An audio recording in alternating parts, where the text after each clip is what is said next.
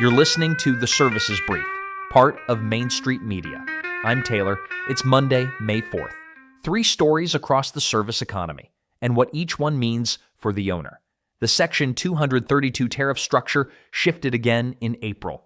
Steel, copper, and aluminum products now carry a 50% tariff. Items that contain those metals carry 25%. And the prior exemption for U.S. origin metal content sourced through Mexico is gone.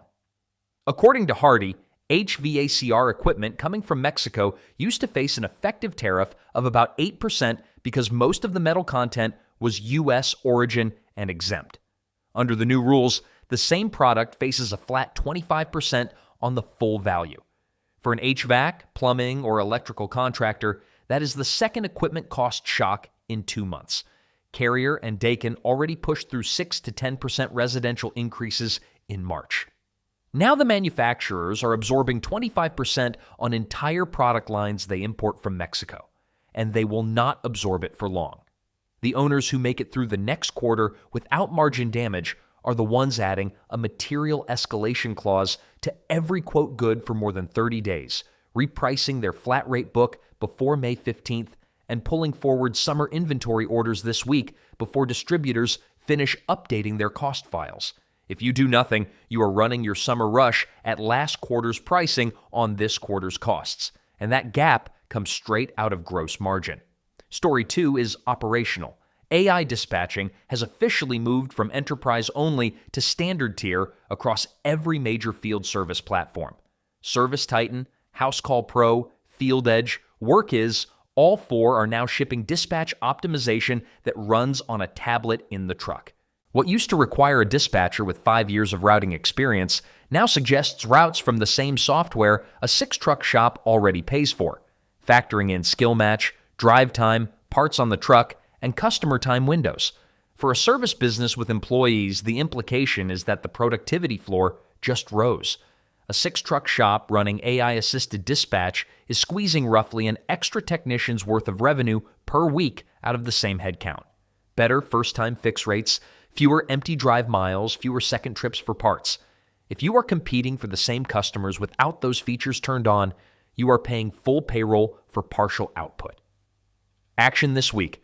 Pull your last 30 days of dispatch data and compare your actual drive time and first-time fix rate against what the AI in your existing software is now suggesting. If the gap is more than 5%, you are paying for productivity you are not using. The third story is the largest pure consolidation deal of the year so far in residential services.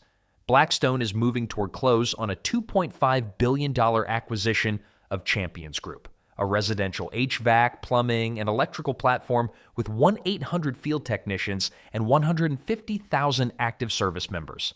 The deal was announced on February 17th, financed with more than $1 billion of private credit, and it is priced at roughly 18.5 times EBITDA on about $140 million of run rate earnings. Close is expected in the first half of this year. For any independent owner in HVAC, plumbing, or electrical thinking about a future sale, that 18.5 multiple is the new high water mark, and it tells you exactly what private equity buyers are paying up for. Recurring service memberships, standardized operations across markets, real software in the trucks.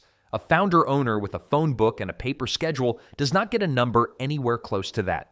Independent shops are still trading at 6 to 8 times in most markets, while integrated regional platforms with the same elements Champions has are getting low to mid-teens. The valuation gap between those two profiles has never been wider, and it is widening.